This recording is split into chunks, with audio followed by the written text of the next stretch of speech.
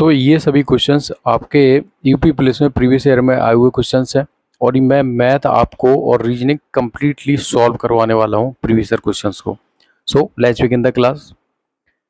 First question is 150 छात्रों की कक्षा में 70 छात्र गणित में उत्तीर्ण हुए, 60 छात्र रसायन विज्ञान में उत्तीर्ण हुए और 20 छात्र रसायन विज्ञान और गणित दोनों में ही उत्तीर्ण हुए। तो बताने कि दोनों ही विषय में अनुत्तीर्ण छात्रों की संख्या क्या है। देखिए इस प्रकार के क्वेश्चन को आपको कैसे सॉल्व करना है।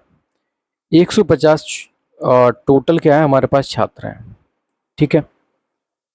मैथ में कितने पास हुए हैं 70, केमिस्ट्री में कितने पास हुए हैं 60 एंड मैथ प्लस केमिस्ट्री दोनों को देखा जाए तो कितने छात्र पास हुए हैं 20।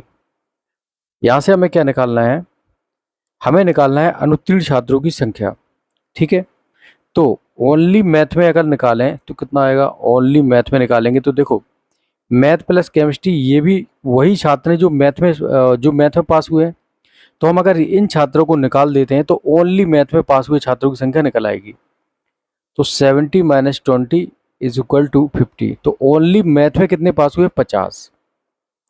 इसी प्रकार से ओनली केमिस्ट्री में देखा जाए तो कितने पास होंगे 60 - 20 is equal to 40 and math plus chemistry दोनों को मिला के कितने पास हुए 20। तो हमारे पास ऐसे स्टूडेंट्स की संख्या आ चुकी है, छात्रों की संख्या आ चुकी है जो किसी न किसी सब्जेक्ट में पास हुए हैं, ठीक है। तो कितने पास हुए हैं 50 + 40 20, 50 + 40 90 20 110।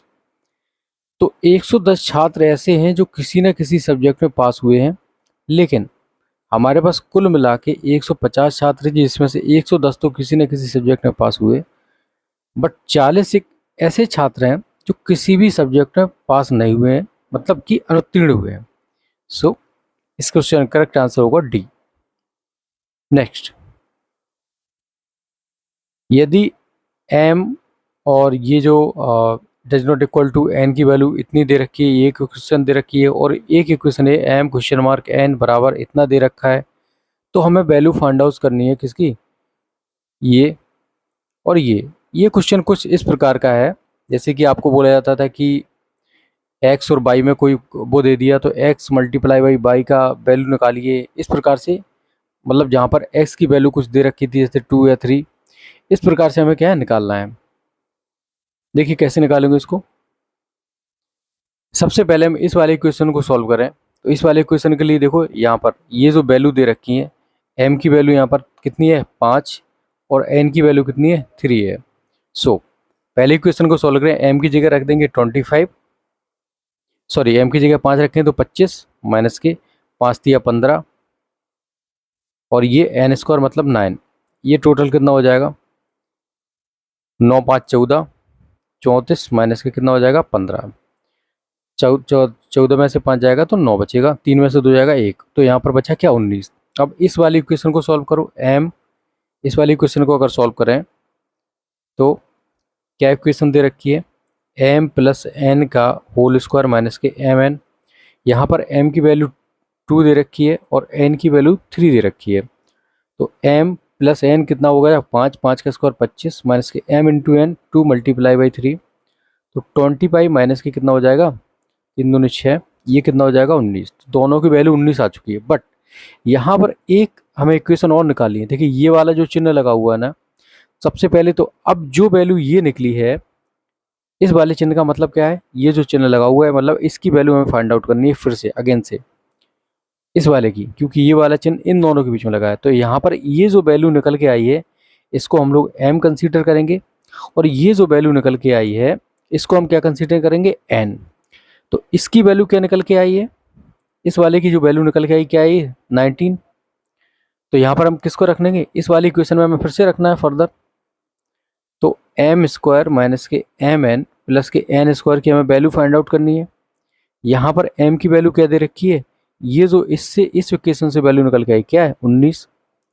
तो 19 का स्क्वायर माइनस के m की वैल्यू कितनी निकल के आई है 19 और n की वैल्यू कहाँ दे रखी है, ये वाली दे रखी है, ये भी 19 प्लस n की वैल्यू क्या मानेंगे हम इसको मानेंगे। अब ये जो होल टर्म आई है इस इक्वेशन की जो वैल्यू होगी वो क्या मानेंगे हम, n मानेंगे। तो इसकी वैल्यू कितनी निकल के आई है यहाँ पर 19। तो ये भी 19 का स्क्वायर, अब ये 19 का स्क्वायर और ये भी 19 का स्क्वायर प्लस ये भी 19 का स्क्वायर। तो एक 19 के स्क्वायर से एक 19 के स्क्वायर को हटा दो, बचेगा 19 का स्क्वायर होता है 361। सो इस क्वेश्चन का करेक्ट आंसर हो जाएगा आपके पास 361, ऑप्शन ए। नेक्स्ट, प्रथम 24 नेचुरल नंबर्स का हमें योगफल निकालना है। कैसे निकालते हैं, फॉर्मूला था n of n plus 1 divide by 2। n की वैल्यू 24, n प्लस 1 की वैल्यू हो जाएगी 25 और ये 2 से डिवाइड कर दो, ये हो जाएगा 12। तो 12 पंचे 60, 6, 12 दूनी 24, 24 6 कितना हो जाएगा 30, 300। So C will be the correct. Next, एक शहर में एक्स, वाई और जेड नाम की 3 सड़कें एक दूसरे के समानांतर हैं। ये एक्स सड़क है, ये वाई सड़क है, जेड सड़क है, एक दूसरे के समांतर है। ये एक्स, ये वाई, ये जेड। यदि सड़क एक्स सबसे व्यस्त नहीं है, ठीक है, पढ़ना है यहाँ पर, इस सड़क सबसे व्यस्त नहीं है और सड़क वाई जो है वो सड़क जेड से अधिक व्यस्त है, सड़क जो वाई है वो सड़क जेड से अधिक व्यस्त है, तो कौन सी सड़क सबसे बेस्ट है। अब देखो एक्स को तो निकाल ही दो, क्योंकि पहले ही बोल दिया है ऑप्शन में, मतलब क्वेश्चन में बोल रखा है कि एक्स सबसे बेस्ट नहीं है, तो एक्स को तो हटा ही दो, एक्स तो होगा नहीं। तो जिसमें एक्स वाले ऑप्शन होंगे उनको हटा ही दो। अब बोला क्या जा रहा है कि, और यहाँ पर दूसरी कंडीशन बोला कि सड़क जो बाई है वो जेड से अधिक व्यस्त है, मतलब कि सड़क, अब दोनों का अगर कंपेयर करें तो बाई ऑलरेडी बोल रखा है कि सड़क बाई सबसे बेस्ट है। तो इस क्वेश्चन का करेक्ट आंसर हो जाएगा कि सबसे बेस्टतम सड़क कौन सी होगी, बाई होगी। नेक्स्ट, 25% की वार्षिक साधारण ब्याज दर से एक राशि कितने समय में 3 गुना हो जाएगी। कुछ भी नहीं दे रखा तो 100 मान लेते हैं, पी को, पी बराबर हम 100 मान लेते हैं। तो बोल रहा जा रहा है कि कितने साल में ये जो धनराशि है वो कितनी हो जाएगी, 3 टाइम्स हो जाएगी, मतलब 300 हो जाएगी। कुल मिला के ये बोला जा रहा है, जब ये 300 हो जाएगी तो इसका मतलब कि जो ब्याज है ऐसा ही कितना आ जाएगा भाई, एस पी, मतलब जो टोटल जो मिश्रधन हमारे पास आया है उससे क्या करेंगे, ए से हम किसको घटा देंगे, पी को हटा देंगे 100। तो हमारे पास जो ब्याज है वो कितना मिल जाएगा 200 का। तो 200 यहाँ पर रख दो।